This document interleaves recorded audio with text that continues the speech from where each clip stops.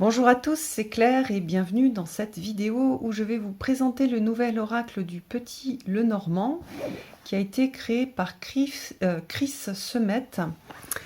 Au dos, qu'est-ce qu'on voit? Dans ce coffret, vous découvrirez une nouvelle version moderne et accessible du traditionnel jeu divinatoire de Mademoiselle Lenormand.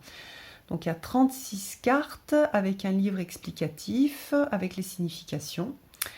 Donc voilà, alors, ah oui, c'est ça que je voulais vous lire. Chris Semet est voyant, astrologue, médium et auteur de nombreux ouvrages sur la voyance, la numérologie et l'astrologie. Il exerce son activité comme un art avec sérieux, générosité et intuition. Donc dans le coffret, on a 36 cartes et un livre d'accompagnement. Alors moi, j'ai été tout de suite séduite par l'esthétique des cartes, que je vais vous montrer tout de suite, qui est complètement inspirée de l'esthétique du tarot de Marseille. Donc on retrouve on va dire un petit peu la façon de dessiner, et puis sur certaines cartes, on retrouve même carrément par exemple ici, un des cavaliers du tarot de Marseille. Je vais vous montrer d'autres cartes où aussi on se retrouve avec des choses qui ressemblent au tarot de Marseille. Alors voilà, par exemple ici, la femme et l'homme. Donc on retrouve un roi du tarot de Marseille et une reine du tarot de Marseille. Enfin, pas complètement, hein, qui ont été retravaillés pour le jeu. Et donc on a ce rendu-là. Alors les cartes sont brillantes. Elles sont, voilà, il y a ce dos qui fait assez ancien, un petit peu ancien, mais avec un peu de modernité aussi. Les cartes n'ont pas une taille classique de Petit Lenormand. Ce sont des cartes avec une taille de tarot. Donc les cartes sont plus grandes. Voilà, alors je vais vous montrer ensuite les cartes, mais on va quand même regarder le petit livre parce qu'il y a un travail qui est différent de ce que je vous ai déjà montré sur le Petit Lenormand. C'est-à-dire que c'est plus de la... C'est vrai que moi je suis beaucoup influencée par les livres qui ont été écrits en anglais et qui ont remis un peu à la mode dans le monde l'utilisation du Petit Lenormand. Mais il y a quand même une tradition française, on va dire, avec une façon d'utiliser le Petit Lenormand, notamment l'utilisation des coupes, qui est présentée ici. Et du coup, j'ai trouvé assez sympa parce que c'est une autre façon de faire. Et il n'y a pas de façon juste ou fausse de faire, hein. Il y a juste des façons de faire, et puis il faut se tenir à son système. Quand on décide d'utiliser un système, on va jusqu'au bout. Quand on fait un tirage, on peut changer entre deux tirages, mais il faut le décider avant de tirer les cartes pour avoir des informations qui sont justes, une lecture qui est juste. Mais donc du coup, moi j'aime bien. J'ai trouvé ça sympa. Après, c'est bien dans la lignée aussi très divinatoire. Donc c'est pour ça que moi je préfère plutôt tout ce qui a été écrit au niveau anglo-saxon, parce qu'il y a des ouvertures sur des choses un peu plus modernes, mais il y a pas mal de gens qui veulent rester sur des choses traditionnelles. Donc du coup, vous serez très content avec ce jeu-là. Alors, donc, il y a une petite histoire de Mademoiselle Lenormand. Alors, je ne sais plus ce qu'il a mis. Voilà, un support modernisé, coloré du jeu divinatoire de Mademoiselle Lenormand. Donc, au niveau de représentation, à Mademoiselle Lenormand, elle tirait les cartes avec des cartes, en fait, des cartes à jouer. Elle n'a jamais utilisé le jeu de l'espoir, hein, qui est en fait le jeu qui a servi après à créer un jeu qu'on a appelé le jeu de Mademoiselle Lenormand. Donc juste, je crois pas qu'il l'ait noté, mais c'est pas peu importe. En tout cas, lui, il s'est inspiré de ce qu'on appelle le jeu de Mademoiselle Lenormand, et qui est utilisé depuis de nombreuses années. Alors, un jeu riche et parlant, des conseils pour bien utiliser le support de voyance. Donc, vous voyez qu'ici, on est beaucoup sur de la voyance et pas de développement personnel ou d'accompagnement, mais plus de quoi sera fait demain, de façon assez pratico-pratique. Alors, lui parle des cartes renversées. Alors moi, j'ai jamais vu que on utilisait les cartes inversées avec le jeu de Mademoiselle Lenormand. Mais bon, voilà, il en parle. Donc, en fait, pourquoi pas, hein, je vous dis, il n'y a pas de règle, il y a juste celle qu'on se donne. Donc, il donne des pistes pour décider de ce que ça va signifier si on a une carte qui sort à l'envers. Et puis donc après on a les significations des cartes, donc avec correspondance par rapport au jeu de cartes à jouer, donc ça c'est bien, hein, puisque je vous l'ai dit, Mademoiselle Lenormand travaille avec les cartes à jouer, des correspondances astrologiques, la symbolique, donc ça c'est bien, je trouve super bien fait cette partie-là, voilà, carte de mouvement rapide, l'influence s'exerce sur une période rapide. Donc voilà, c'est la lame des bonnes comme des mauvaises nouvelles. Elle permet aussi de symboliser la précipitation, l'urgence, la rapidité. Elle donne le feu vert pour agir. Elle peut indiquer que quelqu'un vient au consultant ou pense à lui. Ou qu'une personne passe dans sa vie. Voilà. Donc après, il y a des exemples d'interprétation avec des associations. Et puis... et ça, je trouve que c'est sympa, surtout, du coup, ça permet de garder tout dans la petite boîte. Vous pouvez, vous aussi, à travers le travail que vous avez fait, peut-être avec d'autres jeux ou d'autres livres, rajouter, ou à travers votre travail personnel, et ce que vous avez constaté en tirant les cartes, ajouter vos propres interprétations, vos propres remarques sur la carte. Donc ça, c'est super intéressant. Lui invite aussi à travailler, alors ça... c'est pas dit comme ça, mais c'est un travail par rapport au symbole. Et donc, ça vous fait travailler au niveau symbolique au niveau, voilà, qu'est-ce que au niveau inconscient, cette carte révèle et à quoi vous l'associez de façon instinctive. Et ça, c'est super intéressant et c'est hyper important. Alors c'est une page vide, mais c'est certainement une des pages les plus importantes, enfin ça fait partie des pages les plus importantes du petit guide et je la trouve, voilà, je trouve que c'est très très bien d'avoir mis cette partie-là et d'inviter la personne à réfléchir sur ce qu'elle voit sur la carte et à faire ses propres associations, voilà. Parce que c'est comme ça qu'on développe aussi l'intuition. Je l'ai déjà dit pour le tarot, mais c'est vrai pour le Lenormand, c'est vrai pour tous les jeux. Un livre qui présenterait toutes les possibilités, qui soit un peu comme un ordinateur où on dit j'ai telle carte, qu'est-ce que ça veut dire il n'existerait pas, c'est-à-dire c'est très vaste, ça dépend du contexte, ça dépend de plein de choses. Donc ce qui est important, c'est d'aller contacter en soi l'essence du jeu, l'essence de la carte, et ça, chacun doit le faire lui-même, tout seul.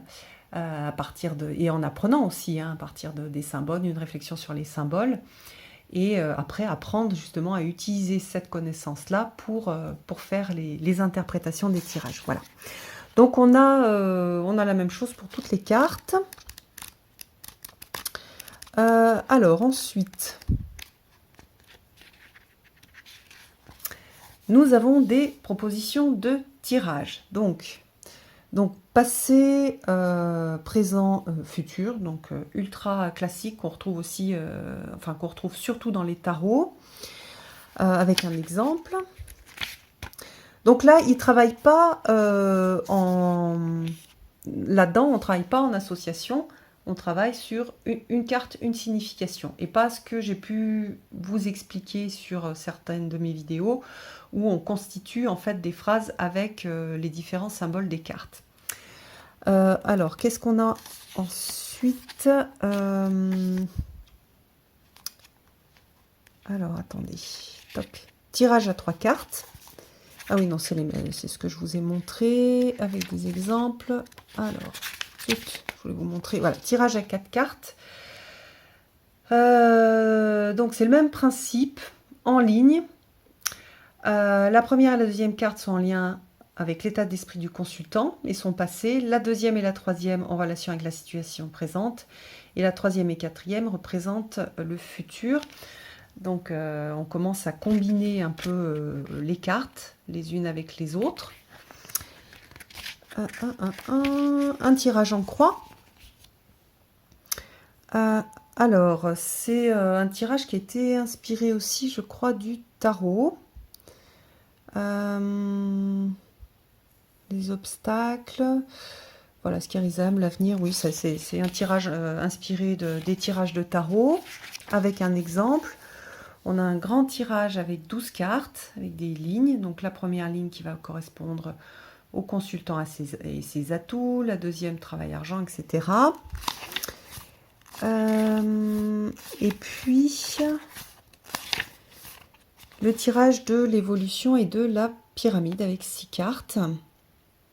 Donc voilà, et là on va utiliser d'abord la coupe et après on va présenter les cartes. Donc maintenant, nous allons regarder ces jolies cartes. Donc nous avons le cavalier. Alors, vous voyez que certaines cartes ont été renommées. Donc le trèfle, c'est la chance. Le bateau. La maison. Vous voyez qu'on a ici, alors ça c'est bien aussi parce qu'il a mis les associations astrologiques. Donc on a le cancer et la lune. Voilà, la quatrième carte. Et c'est le roi de cœur. Ok. Alors, l'arbre. Et puis nous voyons qu'on a un 7 de cœur, pardon. Les nuages. Le serpent. Ça c'est la reine de trèfle. La dame de trèfle, pardon. Le deuil. Les fleurs. La moisson. Donc ça c'est la faux. Le fouet. C'est l'équivalent de la verge. Les oiseaux. Les enfants. Le renard. Donc si vous voulez faire les associations avec les cartes à jouer, hein, il faut compter le nombre de trèfles par exemple ici. Le renard. L'ours. L'étoile. La cigogne. Le chien. La tour. Donc on reconnaît, même si certains, comment dire, bien sûr que par exemple la tour, c'est pas la tour c'est une tour qu'on retrouve dans le tarot, mais on a cette idée de, au niveau des couleurs, d'avoir des couleurs basiques et d'avoir des petites hachures qu'on retrouve pour faire l'ombre dans le tarot de Marseille. Donc voilà, le jardin, la montagne, le chemin. Les souris qui sont super mignonnes, le cœur, là on a des lys pour les deux, l'anneau, le livre, donc ici la représentation du livre c'est un livre ouvert, la lettre, l'homme et la femme, le roi de pique pour le lys, le soleil, la lune, la clé, les poissons, l'encre et puis la croix. Donc ensuite, on a des jolis tableaux, je trouve, quand on va faire des tirages. Hop, les cartes se mélangent super bien. C'est super important pour le Lenormand, ou en tout cas la façon dont moi j'utilise le Lenormand. Donc j'aime bien les mélanger comme ça, pour qu'ils soient très bien mélangés. Donc, voilà, on va avoir la coupe, la cigogne et les enfants. Donc voilà, il y a de la nouveauté qui arrive. Je ne suis pas forcément enceinte, mais il y a quelque chose de nouveau qui arrive. Ce petit coffret, il a beaucoup de qualités, des qualités esthétiques, des qualités, j'aime bien en fait j'aime bien les cartes, elles glissent bien, elles se mélangent bien. Les illustrations sont très chouettes, les associations sont sympas. Donc si vous travaillez un peu avec la signification des planètes, vous allez, ça va beaucoup vous aider en fait pour apprendre la signification des cartes, comme par exemple dans celle-ci. On a des choses voilà, qui sont très intéressantes. Il y a des choix intéressants qui ont été faits. Il y a une façon de travailler aussi avec les cartes qui est je trouve, qui est sympa, avec des significations, des choses assez très simples, on va dire. Et pour commencer, donc je trouve que c'est pas mal.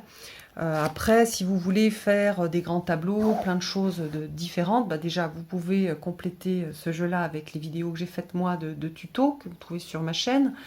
Mais vous pourrez aussi acheter un autre livre pour compléter, enrichir un peu votre connaissance du petit Lenormand ou orienter votre façon d'utiliser le jeu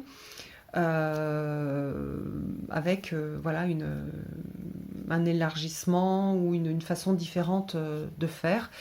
Là, c'est une proposition, c'est sa façon à lui de travailler qu'il partage, que je trouve aussi valable que peut-être la mienne. Ça va dépendre un petit peu de votre personnalité.